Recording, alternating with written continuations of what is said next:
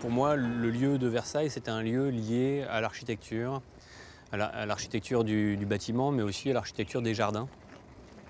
Donc ce que j'ai voulu représenter à l'intérieur des jardins, c'était les bâtisseurs d'aujourd'hui, qui sont les grands architectes. Cette œuvre est importante parce que c'est un petit peu la colonne vertébrale de l'exposition qui traverse l'espace du château avec la perspective qui est à la fois occupée mais qui n'est pas obstruée. C'est-à-dire qu'on peut toujours voir au travers, on peut se prendre en photo dans ces socles comme des boîtes ouvertes. C'est un recadrage en fait du paysage. C'est un grand lieu de plein air et je voulais que cet air rentre aussi dans mon intervention.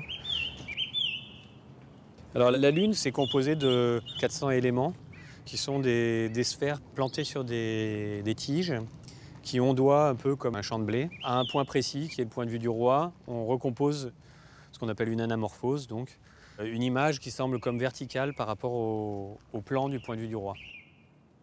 Comme je m'intéresse beaucoup à l'art des jardins et à une certaine idée de la symétrie, je trouvais intéressant qu'on puisse aujourd'hui réinvestir ce terrain qui est un terrain c'est pas un terrain de prédilection des artistes contemporains.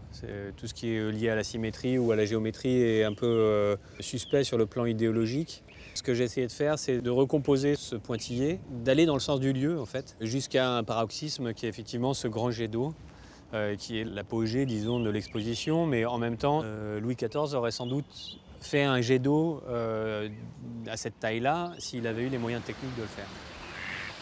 C'est pas très important de savoir qui a fait ce jet d'eau. Et pour moi, il ne fonctionnera au mieux que quand on le verra que comme un jet d'eau dans un jardin de le nôtre. Ah, c'est génial, hein. C'est très naturel, je trouve. Enfin, j'ai l'impression qu'il a toujours été là.